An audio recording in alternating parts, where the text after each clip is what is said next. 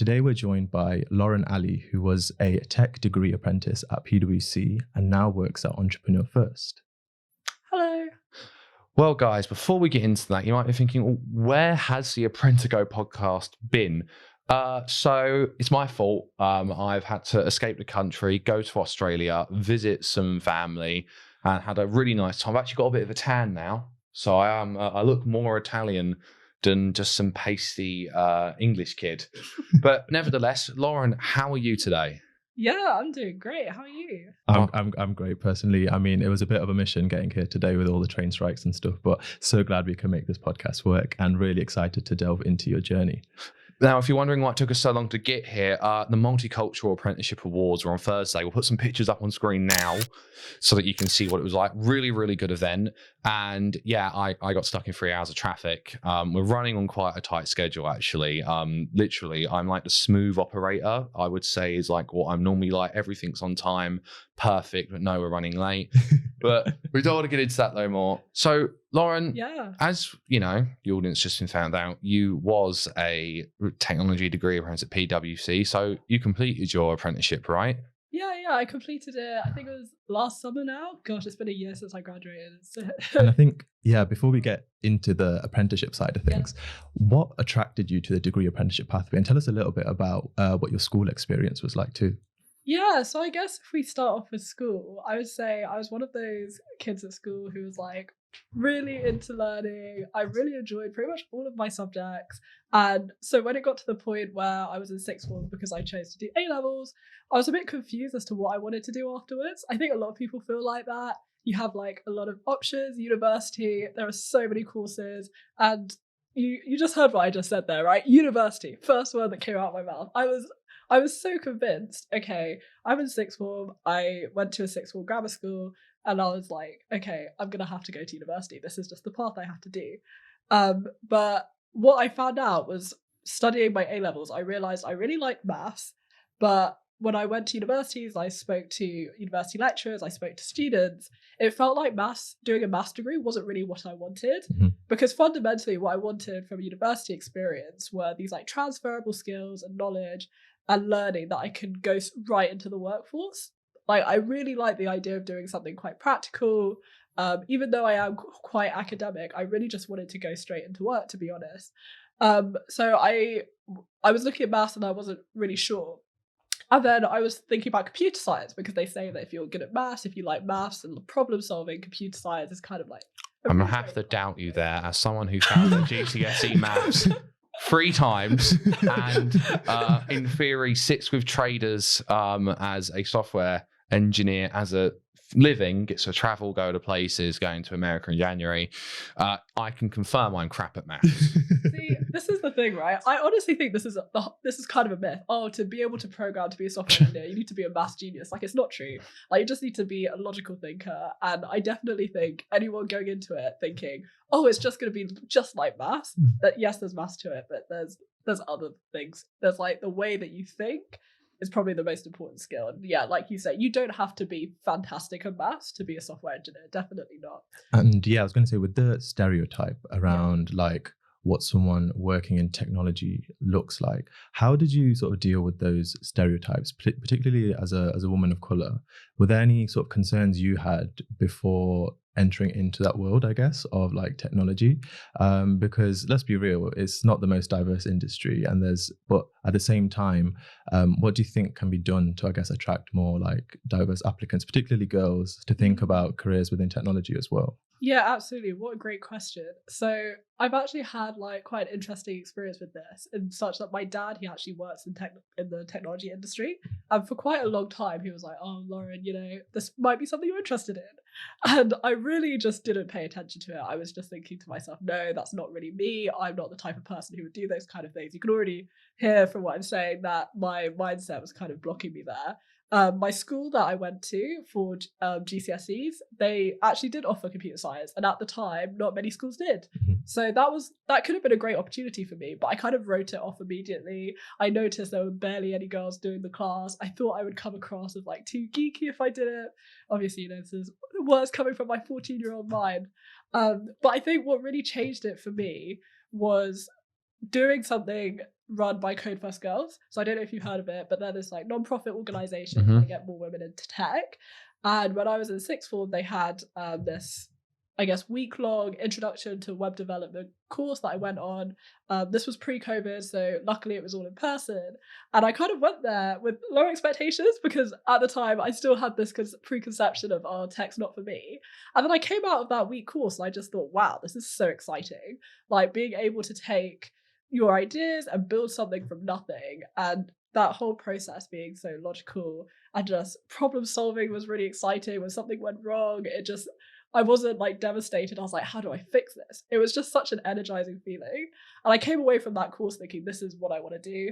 I also visited Bletchley Park that year because I don't know, I love history as well. So finding out more about the history of computing just got me more excited about it. Don't you find that once you learn about computing in schools, how it's meant to be learned, you realize that it's the only subject in school system right now that is actually quite different between everything else, because every other subject you pretty much learn is old. Let's be real, right? Medicine, law, biography, everything. It's been around for years, but you learn computer science, you're like, oh my God, I can actually make a difference. So when you do an English exam, when you learn English, it's like, right. But on this, it's like, I can code something and I run a program and guess what, it works. Yeah, absolutely. And on that point, actually, I think at the moment, it's definitely getting much better than when I was at school because people are learning about computing from a much younger age. But when I was at school, the whole computer science and computing sort of like knowledge in schools, it wasn't very high. I even have a story about one of my friends who hopefully she doesn't mind me sharing this, but she came to our school and she said, I want to do computer science GCSE. They put her in the IT GCSE class. Like just the assumption that they were the same subject. And they're not. And I'll tell you they're not. And I'll tell you why they're not, because I have a BTEC level 3 in ICT. Yeah. And I understand how technology can communicate each other and how it can. IT is more business wise. Exactly. Right. Yeah. Computer science is more, I would say computer science is a lot more independent thinking. Less you can do coding in, IT, probably a lot more. You could say not web-based, sorry, like server-side Microsoft applications is very IT. I'm pretty much a C# developer myself. Terrible at it. I'm the worst programmer ever. I'm probably the worst programmer that works for NatWest Markets. Yeah. But I understand how things work. But it's fascinating you have a good, I would say, knowledge of technology. So you found these skill sets, you've then got into the degree apprenticeship. So how did you find going into the workplace with a really sharp tech mindset, with a new drive for it? Did you find that you was quite enabled to feel progressive in learning about technology? Or did you feel like I have this really big mindset for tech and this is how it is and I can't do nothing about it? Because from my personal experience, I will have to say this, the technology that are used by a lot of investment banks are quite outdated. They just use what works and that's it. They're not incredibly innovative as they might seem to think. Although I'm not sure if PwC is the same. Yeah, so I think what was really great about the program that I did was I did computer science as a course at University of Birmingham, and then I did kind of like the work experience side of my apprenticeship at PwC. And PwC, when they release these technology degree apprenticeships, it's kind of like a market change in strategy for them to like embrace innovative technologies. So we did have a lot of sessions and we did have a lot of like training about the new technologies that PwC was using. But I completely understand your kind of viewpoint where it feels like a lot of big companies, they're going to struggle to innovate. And I think now that I work at like a much smaller company that's in the startup space, it's so clear to me as why that is. And a lot of it is because when you're a big company, it's just so hard to move fast. It's so hard to like change as fast as the market might be changing. When you're like a startup, you're nimble, you have more, there's less process, and the people behind startups are normally kind of in the cutting edge of their field, so they kind of know exactly what they need to do. And sometimes it's quite difficult to get that cutting edge research talent, for example, into big companies, or the people who are, working on the most exciting technologies coming up in our generation. I guess a good example of this, right, was everyone knows about ChatGPT, right? But if you look at OpenAI, we see what OpenAI has done. I think a lot of people might have expected a company like Google to come out with the technology that they came out with. But I think what you'll notice is in the past, the biggest breakthroughs in technology do come from the outsiders, just because I do think they generally do have that advantage. Oh, I don't think you could call OpenAI with Okay. Sam Altman an outsider Not an anymore. outsider, I not mean, it was, anymore. for everyone watching, OpenAI is basically the company that created the ChatGPT language model, which is open sourced, without getting too technical. Yeah, fine. So then I've got to say, from your experience going from corporate to now startup, Yeah. would you say that if you never done your degree apprenticeship, would you have got to the stage you're at now? Do you feel like being in a corporate environment, would you say you have to be in a corporate environment first to then go into a startup within tech? Or would you say it could go either way? That was a really good question. I think my experience at PwC was really, really good. Like, I really enjoyed it. But by the time I got to the end of the apprenticeship, I realized I really wanted a more, I guess, entrepreneurial experience and something that would kind of push me in terms of smaller company, more autonomy. I think being in a corporate environment is actually really good for people at the start of their careers. This is why I think degree apprenticeships at big companies are actually so invaluable, because you get access to this huge network of some really amazing individuals, and you get so much support and a lot of really great training. And I think for some people who are doing degree apprenticeships when they're just, out of school and it's like the first move in their career, that's really, really useful. I think what that allowed me to do was I joined this company, Entrepreneur First, having a little bit of work experience, but technically just coming out of like university as a degree apprentice. So I wasn't super fresh as like a graduate. Like, I did have that experience in the workplace, which has made it a lot easier for me to take on a role now that has a lot more autonomy, as is quite challenging. So I guess to answer your question, would I have done that straight out of uni? Would I have thought about joining a startup or a company that's, working in the entrepreneurial in space? Probably not, to be honest. I think my default option would have been, right, okay, I'm a graduate, which means I have to do a graduate scheme, which means I have to compete with all of these other graduates applying for these same jobs and hope for the best. So I think it would have made my options a lot more limited. And one thing I really want to highlight is that your degree apprenticeship was actually very unique compared to some of the other apprenticeships out there. So for context, PwC's Technology Degree Apprenticeship it's almost like a sponsored degree. Because the way it's set up is you actually get the university experience. So typically a degree apprentice works in the office 4 days a week and then goes to university for 1 day. But Lauren's structure for her degree apprenticeship was actually very different. She actually got the full university experience, enjoyed the social life, the student life as well, because she would do the study in blocks. So for example, she would be a full-time university student pretty much, and then in the holidays would basically be doing like a practical internship at points in the year, and then in points of her apprenticeship would be working for like a year, for example, with PwC. So she actually got a very, I guess, study heavy degree apprenticeship, which is great for people who are a bit more academic and would prefer kind of having that traditional university environment. How did you find that? Did you feel, because you were on such a unique scheme, tell us a bit about how you found that setup compared to, say, if it was like 4 days in the office and 1 day studying just throughout the whole program? Yeah, to be honest, the setup was amazing. I couldn't have asked for a better setup, because I was able to get the university experience, which is something that I really wanted, but also I was able to get that work experience and being like in the workplace really early on as a young person and kind of building up those professional skills really early. I also think that the academic side, whilst it was very challenging, I really appreciated being able to be on campus a lot and having access to like lecturers whenever we needed the extra help, and like actually being in an environment surrounded by students. I found that so helpful, especially because I didn't do like computer science at school because I turned it down. But a lot of my friends, they did it before, so they had a little bit of kind of context going in, and I actually found my first year really challenging. And looking back, I think it would have been even more difficult to kind of juggle that with work at the same time.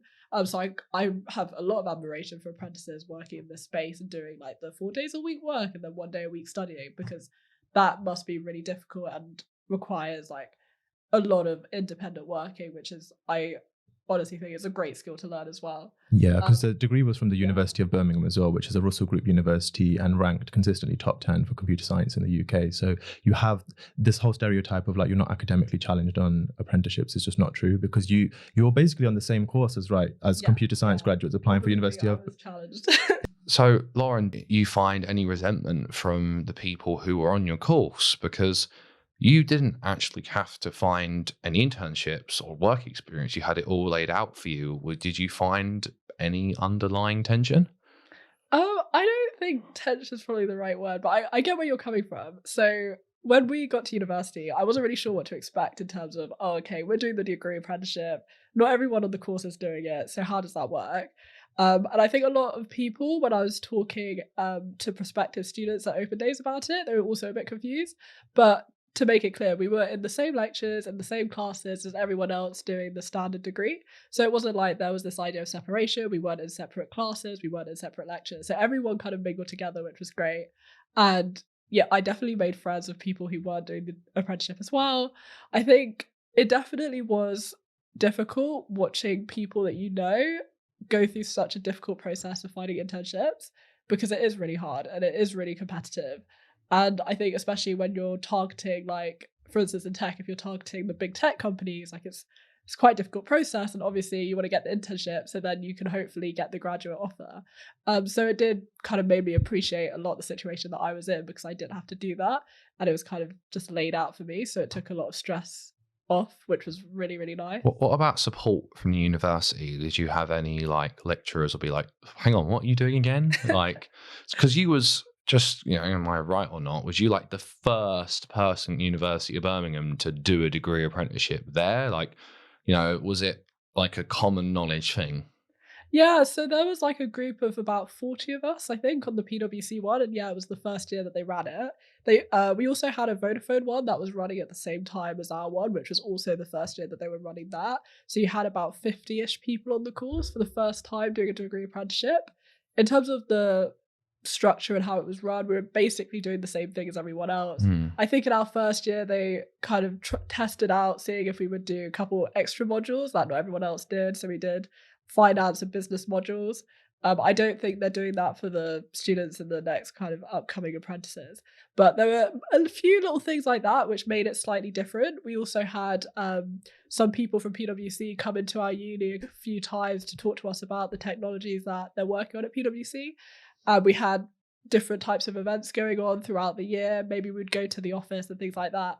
But that was mostly kind of outside of like the direct classes. So it didn't feel like there was this massive separation of, oh, you're doing an apprenticeship, oh, you're the one on the normal course. It didn't feel like that at all to me. And I just really appreciated that as well. Like this idea of, okay, we're all together, we're in it together, we're all doing the same assignments, rushing towards the same deadlines, doing the same late nighters. Like we all had kind of pretty much the same experience apart from the working side of it, I would say. Yeah, and touching on the working side, what's the most sort of memorable projects you've had the chance to work on as an apprentice? For someone wondering, okay, but what's a day in the life like, for example, as a tech degree apprentice? What sort of projects come to mind for you that you really enjoyed being a part of? That means TikToks. What TikToks did you make a day in the life? Oh gosh, imagine. Oh, I find this so funny. Yeah, so I think one of the early projects that I really enjoyed doing, because I think at the time I was really excited because I thought, wow, I'm going to get to put skills that I've learned on my degree into use. So I think the first project I worked on was probably one that I really, really enjoyed at the time.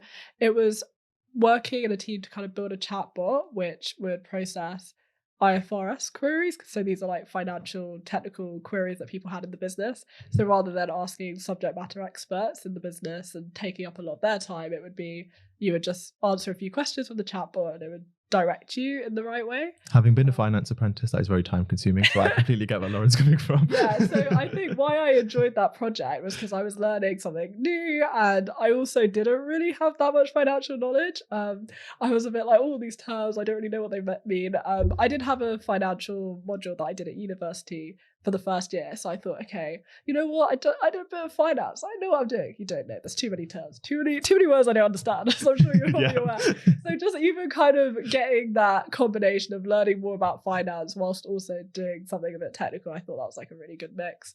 And I guess that's also why doing a degree apprenticeship at PwC was so great, because, you know, you're not just working on the tech, you're getting the context of like business, you're getting the context of finance or maybe compliance.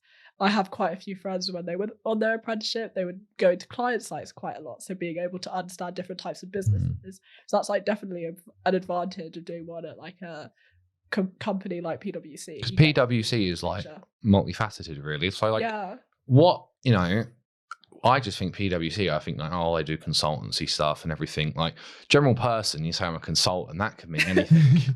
In your year and a half working there, did you get a lot of structure? Yeah, there was a lot of structure. We had kind of a rotational scheme, which I suppose is kind of similar to most other apprenticeships or like even a grad program, to be honest. So I was, the first team that I was in was, and I was in, actually for both of my teams, I was in internal teams. So I was actually one of the few apprentices who was working in internal PwC related teams rather than being on client sites, which looking back, I'm actually kind of glad, because I think sometimes client work can be like they send you all over the place sometimes, and it was actually quite nice being in a team that was kind of focused on one thing rather than lots of different projects. But the first team I was in was focused around building new sort of technology products based on what was required internally. So say a team was like, oh, you know, we need this process that we do automated, then that would come into my team and then we would work on building that. The second team that I was in was kind of similar, actually. It was a team that kind of focused on sharing all of the technology products or the sort of data visualizations, things like that, that other people in the business made, so it could be shared more widely. So yeah, you got like a real direct, I guess, exposure to the use of technology specifically within PwC, and it's great that you can combine like multiple industries. So for example, it's almost like tech and finance kind of colliding with your apprenticeship program. What shocked you the most about the world of technology once you stepped in as an 18-year-old, having never done A-level computer science? What would you say really surprised you, good or bad? Oh, that's a great question. I guess there's so much. I think I was surprised by quite a lot of things. I think I went into it thinking, okay, I've done A-levels. Everyone says A-levels are like the hardest thing. I kind of went into university seeing everything on TV and being like, you know what, this could be a walk in the park.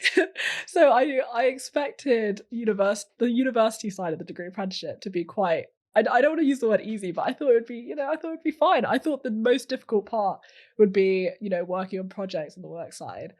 I was kind of surprised that it was quite flipped in terms of I found the university degree like a lot more challenging than I expected. I think that was probably a good thing looking back on it. Like it really pushed me. It made me, I look back now and I'm like, wow, you know, if I was able to do that, I could do anything sort of mindset. I think the work side of things was, I was pleasantly surprised how much of like a relief it felt. And because I kind of thought, oh, I'll go in and then everyone's going to see me as like this apprentice and I'm not going to be taken seriously. And it's going to be really difficult to adjust to the working life. But I was actually really pleasantly surprised how really lovely everyone was, how supportive they were, how, you know, how much PwC kind of gave support and training. And everything just kind of worked. And I was just quite surprised. And I think working on different projects and not feeling too overwhelmed was like really, really nice. I think when you're so early on, it's really important to get that support and feel like, you know, okay, even though I'm just an apprentice, I don't really know what I'm doing, people are kind of accommodating of that. And yeah, that was like a really pleasant surprise. Definitely. And given how academic your computer science degree was, did you honestly feel that what you learned in theory was directly applicable to the workplace? Or did you feel that it was more about the way it forced you to think that was a transferable skill? Did you feel like the theory, for example, the textbooks, everything, the knowledge you're learning, did you feel like it was a direct link? Or do you feel like it's more about the way you think? I definitely think it's about the way you think. So I'm actually working in a product role at the moment. So I'm not doing software engineering. So I guess you could say, oh, I learned all that programming for nothing. Not really. It's a great skill. I think the way that you learn to think when you're doing something technical is a really, really important skill. Like logical thinking, problem solving, those are really important skills, especially with how the world is today. I think that the different sort of subjects that I learned, I mean, I did like 2 modules on functional programming. Have I used functional programming since my university degree? Of course I haven't, but just thinking in a logical way is just so important. And I think in my day-to-day job now, it's so important for me to be able to easily, when there are problems, figure out what's the best way to solve them. And a lot of that is just like the way of thinking and breaking things So would you down. say that if you didn't go to university, you would have never thought that way? Well, this is the thing, right? I don't think it's specifically university itself. I think it is like a combination of having, okay, yes, the academic skills and like what you learn in terms of the rigor behind that, but also in the workplace, what I found is it's so hard to teach the sort of skills you need in the day-to-day workplace on a university course. Like, it's just, I honestly don't think you can sit in a lecture for 3-4 years and say, right, I'm 100% ready to do this job that I've done this degree for, right? It just doesn't work because I guess a great example, right, is a lot of people think that software engineering is you're coding all day by yourself. It's not. It's actually not. You actually have to speak to people, right? And you're not going to get that by just sitting down in a lecture theatre and listening to people or just sitting down and programming. Like, it's so much more than that. Most of my job is kind of doing a lot of stakeholder management things. And that's not something you learn by sitting down and listening to a lecture. So I think there's so many skills that you pick up just by doing and just by working that are really hard to get by a university alone. And I do think that's why degree apprenticeships are so important. It's because you get access to the working world so much earlier than your peers. You get that sort of step up on the ladder. Because if you think about it, if you're someone who's got all of that work experience by the time you're like 21, 22, you're in a great position because you're in a position to probably manage people at that point because you've got like 4 years of work experience compared to someone who's been living a student life. No disrespect to student life, it's a great student life. But when you're living a student life, right, you're essentially still in that very young person mindset. You're like, I'm going to drink every night if you drink. But you know what I mean? Like, I don't want to generalize, but I feel like if you compare someone who's done a degree apprenticeship with like 4-5 years worth of experience compared to someone who's fresh out of uni as a graduate, I think you'll see quite a different level of maturity and like approach to the working world. So what do you think of a digital technology solutions degree? That's what I'm doing, which is it's basically computer science without the math.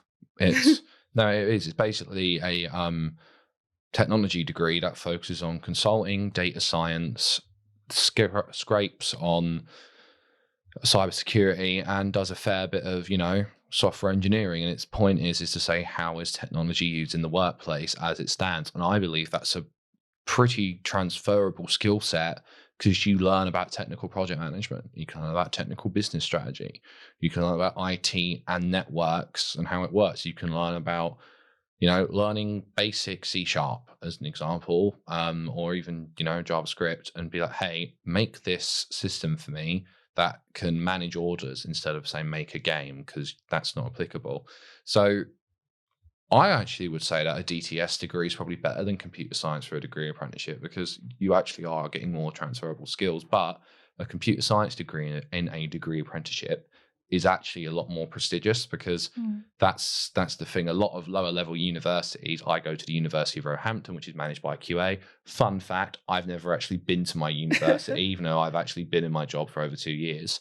So I can see the real world social benefits of going to the University of Birmingham, even though logistically, what you would learn on a digital technology solutions would be beneficial to you. I believe that overall the qualification holds more weight. But then again, you can play devil's advocate. Does the qualification even matter if you've got 4 years work experience? Yeah, good question.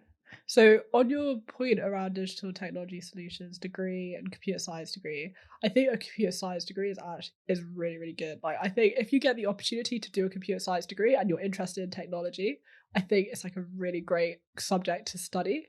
I think it's very rigorous. I think it's very challenging. I think it's very rewarding at the same time. I think the question around 4 years of work experience, does the degree matter, is a very interesting question. I think if we had this conversation in 5 years, it wouldn't even be a question. It would be like, you've got 4 years worth of experience, don't care about the degree. I think we are still in this mindset of like, if you want to get a job, you must have a university degree. I definitely think things are changing. It's just, I think at the moment, employers still look at degrees and think, oh, someone's got a degree, which means they've got some level of discipline, which means that they could be like an entrusted employee.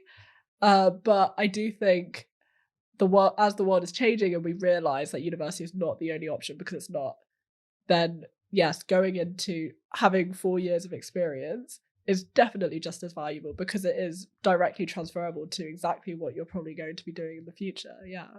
Cool. No, that's really interesting. And as always, there's so many questions we'd love to get into. But I think one final one that I would like to ask is, if there's a young person, for example, at sixth form at the moment, who's maybe never considered a career in technology or even thinking about computer science as a potential subject to study, particularly a young girl who might just feel like, nah, that's not for me at all. People like me don't do this kind of stuff. What words of wisdom would you give, almost advice that you wish the younger version of you had at that point in, your educational journey?